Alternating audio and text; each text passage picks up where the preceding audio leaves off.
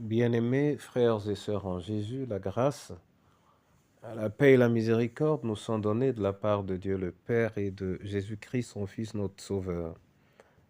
Amen. Pour notre méditation de ce jour, nous allons lire dans le livre de Luc au chapitre 2, le verset 29 et le verset 30. Avant la lecture, nous chantons à la gloire de notre Dieu. Jésus est au milieu de nous, son regard s'abaisse sur nous. Jésus est au milieu de nous, son regard s'abaisse sur nous, sa douce voix l'entendez-vous, je veux vous bénir tous. Je veux vous bénir tous. Je veux vous bénir tous. Sa douce voix l'entendez-vous. Je veux vous bénir tous. Père éternel, nous te rendons grâce pour ton amour. Ouvre toi-même les écluses des cieux et manifeste ta grâce sur nous, dans le précieux nom de notre Seigneur et Sauveur Jésus-Christ. Amen. Luc 2, versets 29 et 30, là il est écrit: « Maintenant, Seigneur, tu laisses ton serviteur s'en aller en paix. Tu as tenu ta promesse, car mes yeux ont vu le salut qui vient de toi. » Amen. C'est le vieillard Siméon qui prononce ces paroles lorsqu'il réalise que le Sauveur du monde est né. Il peut donc dire à Dieu: « Tu laisses ton serviteur s'en aller en paix, car mes yeux ont vu le salut qui vient de toi. » Je ne sais pas ce que le souvenir de la naissance de Christ suscite en toi.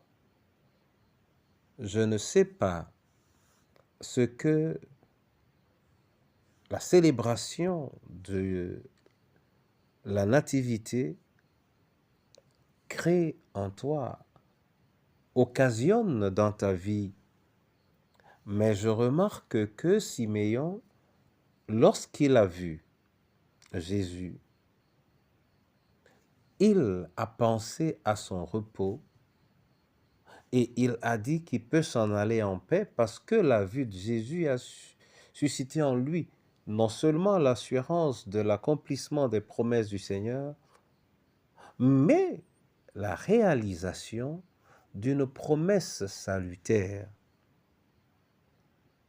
Lorsque nous regardons à notre manière aujourd'hui de célébrer cette fête, avec des peurs que ça ne suffise, comme le disait le poète, avec des inquiétudes multiples, on comprend aisément que notre état intérieur ou notre environnement n'ont rien de commun avec ce que Siméon a manifesté. Je voudrais m'encourager à revisiter notre manière de célébrer cette fête afin qu'elle soit pour nous une occasion d'apaisement, une occasion de rapprochement, une occasion de communion plus intense avec le Seigneur. Et je suis sûr que ce n'est pas avec des repas abondants, ce n'est pas avec parfois des fêtes qui nous entraînent à emprunter des ressources ou de l'argent que nous allons paisiblement traverser cette communion avec le Père. Au contraire, c'est en le contemplant et en le regardant, en le voulant et en prenant un temps de répit pour nous plaire et nous complaire à notre environnement immédiat simple, mais qui est rempli de la présence de notre Dieu. Qu'il bénisse cette parole et qu'il nous bénisse dans le précieux nom de Jésus. Amen. Je te rends grâce, Seigneur, pour cette parole.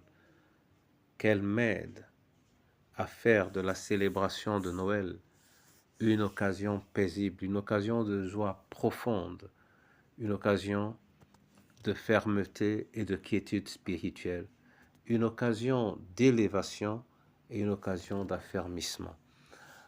Je fais cette prière pour moi-même, je la fais pour chaque orphelin, chaque veuf et chaque veuve. Je la fais, Seigneur, pour chacune de nos familles.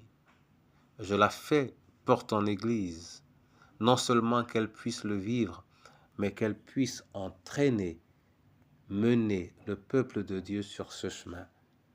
Noël comme fête de la vie, Noël comme fête de la paix, Noël comme fête de la miséricorde, au nom du Père, du Fils et du Saint-Esprit.